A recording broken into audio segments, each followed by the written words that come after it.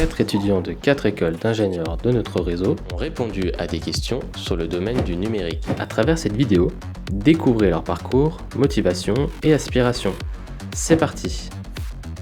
Comment ta formation te prépare-t-elle aux défis technologiques actuels et futurs du monde numérique?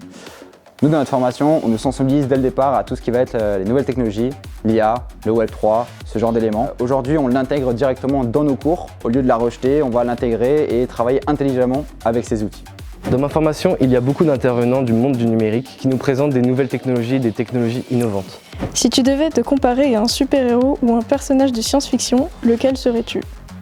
Je pense que je me comparerais un peu à Alita sur Code Lyoko, mais je la trouvais juste très stylée en fait. Je pense que je pourrais me comparer à Rocket dans Les Gardiens de la Galaxie parce qu'il est souvent amené à bricoler des choses avec peu d'outils ou de matériaux. Il est amené à beaucoup se débrouiller avec pas grand-chose.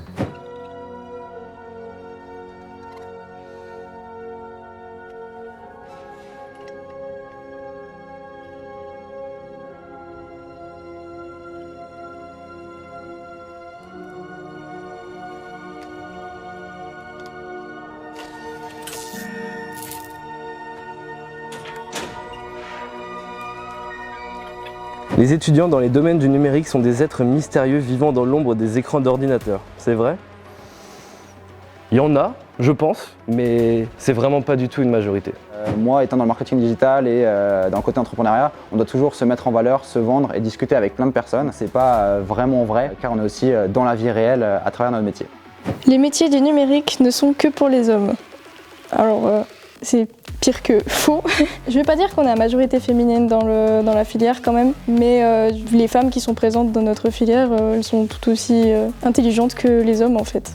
C'est faux, d'autant plus qu'on voit de plus en plus qu'il y a de femmes dans les métiers du numérique et c'est une tendance qu'on doit encourager. Si tu pouvais créer une application pour résoudre n'importe quel problème dans le monde, quelle serait-elle et pourquoi? Alors moi, j'ai pas spécialement d'idée d'application en tête. Par contre, je suis entrepreneur à côté. Je développe le projet GameSense, qui est une marque de vêtements en lien avec l'univers du jeu vidéo. Et le concept, c'est qu'en gros, on vend des espèces de box mystères de vêtements où il y a toute une interface utilisateur vachement gamifiée, numérique et autres. Et on travaille derrière tout l'aspect textile. D'ailleurs, j'en porte un ici, de manière vraiment qualitative pour représenter entre guillemets les gamers à leur juste valeur.